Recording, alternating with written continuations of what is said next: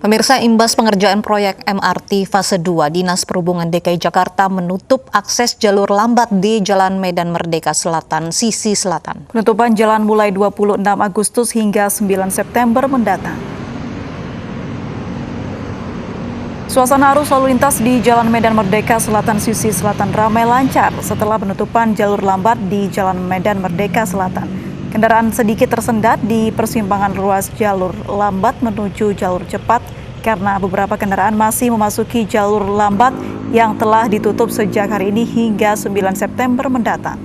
Penutupan ini sebagai bagian dari rekayasa arus lalu lintas yang dilakukan Dinas Perhubungan DKI Jakarta imbas pengerjaan proyek Moda Raya Terpadu atau MRT fase 2. Kendaraan yang datang dari arah timur atau Tugu Tani yang akan berbelok ke kiri atau arah Tamrin akan diarahkan ke jalur cepat, kecuali untuk kendaraan yang akan masuk ke Kementerian ESDM maupun Wisma Antara masih dapat mengakses jalur lambat.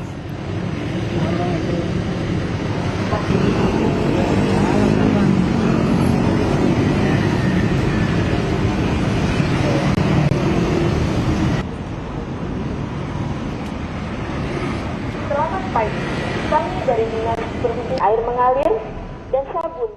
Dan untuk mengetahui informasi penutupan jalan terkait pengerjaan proyek konstruksi MRT, kita bergabung dengan Vito Erlangga di Jalan Medan Merdeka Selatan, Jakarta Pusat. Ya Vito, seperti apa kondisi lalu lintas di sektor proyek konstruksi MRT saat ini? Ya, baik Uci dan April, betul seperti yang Anda sebutkan tadi bahwa hari ini pemerintah Provinsi DKI Jakarta telah menutup sebagian jalan, khususnya di jalur lambat, Jalan Medan Merdeka Selatan, Jakarta Pusat. Dan seperti yang Anda lihat di layar kaca Anda, untuk suasana terkini pasca penutupan jalur lambat yang dimulai sejak hari ini, arus lalu lintas di sini masih terpantau ramai lancar karena memang pada pukul 17.00 hingga pukul 18.00 ini merupakan jam atau waktu masyarakat untuk pulang kerja, khususnya bagi para pekerja yang bekerja di kawasan ini.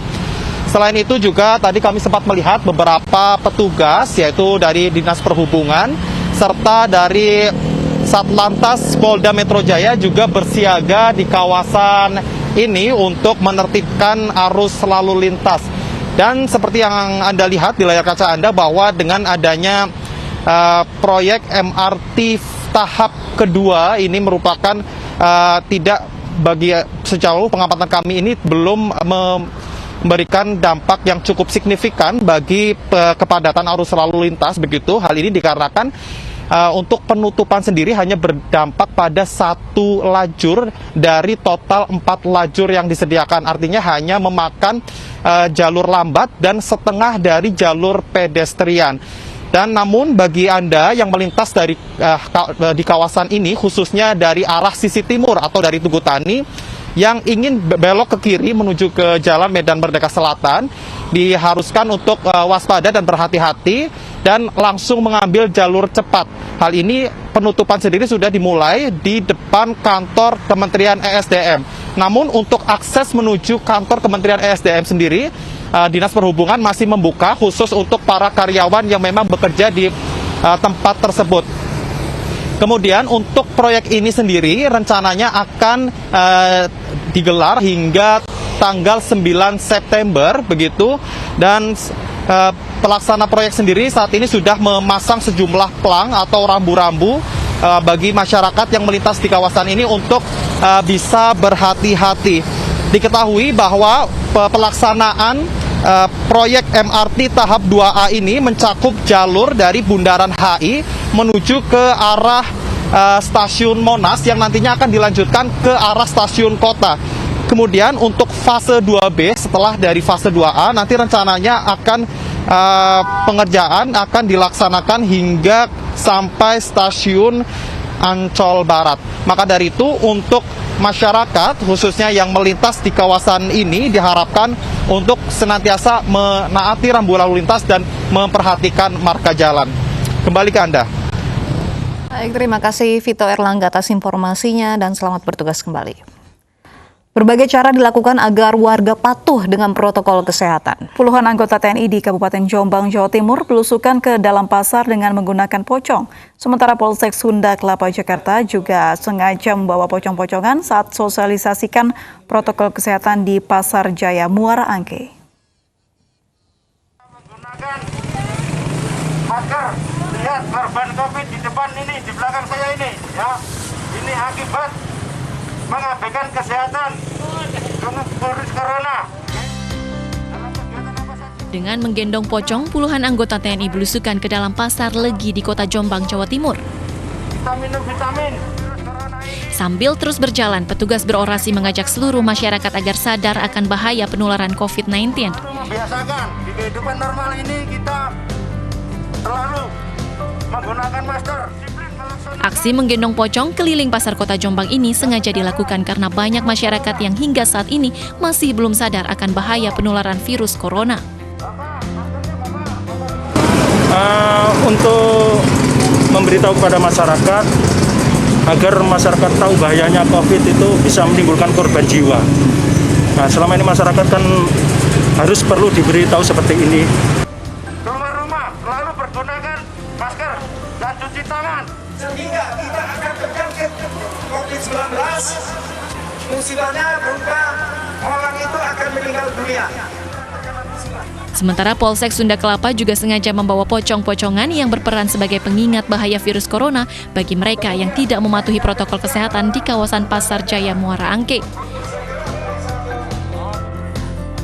Dalam kegiatan ini, polisi menyiapkan 300 masker untuk dibagi-bagikan gratis kepada masyarakat yang beraktivitas. Sebenarnya takut nggak sama corona? Takut sama corona, takut Pak. Kalau pasar di sini pada pakai masker semua? Pada pakai masker, alhamdulillah Pak. Alhamdulillah, pasar sini mah. Pada masker semua Pak. Kalau mau beli juga saya suruh pakai masker.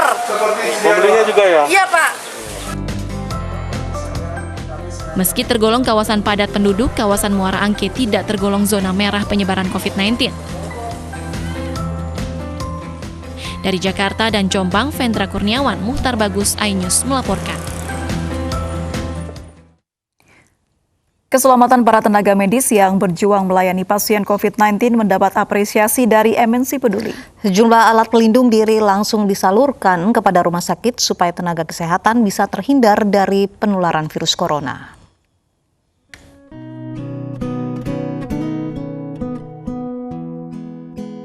Menjalani protokol kesehatan sudah menjadi kewajiban bagi tenaga medis yang bertugas di rumah sakit. Mereka harus dilengkapi dengan alat pelindung diri dan wajib mencuci tangan saat berinteraksi dengan masyarakat yang membutuhkan pelayanan kesehatan. Tugas mulia tenaga medis ini layak untuk diapresiasi. Melalui gerakan Kami Bisa, Kami Peduli, MNC Peduli menyalurkan bantuan kepada Rumah Sakit Budi Kemuliaan Jakarta Pusat. Sejumlah APD berupa pelindung wajah, sarung tangan medis, masker bedah, masker KN95, disinfektan, sabun cuci tangan, dan vitamin siap digunakan oleh tenaga medis untuk mendukung tugasnya melayani masyarakat. Terima kasih banyak teman-teman dari MNC Peduli. Ya, bantuan ini sangat berarti buat kami, sangat membantu buat tim kami karena memang teman-teman kami di garda terdepan pelayanan sangat membutuhkan untuk proteksi mereka sehari-hari dalam kontak dengan pasien. Kita mengetahui bahwa wabah corona ini telah menjadi pandemi di seluruh Indonesia dan kita juga ingin membantu dalam menyediakan kebutuhan tim medis yang ada di garda terdepan. Jadi harapannya tentu bantuan ini bisa membantu tim medis melakukan pekerjaannya dengan baik dan juga bisa bantu proteksi mereka agar mereka juga tidak terkena corona. Perjuangan melawan COVID-19 belum usai. Untuk itu, mari bersama MNC Peduli kita berdonasi sebagai bentuk partisipasi pemirsa di rumah dalam memerangi wabah virus corona di Indonesia. Tim Liputan iNews melaporkan. Pemirsa, mari kita dukung para pejuang kemanusiaan dengan peduli melawan penyebaran virus corona. Bantuan bisa disalurkan melalui rekening yang tertera di layar televisi Anda.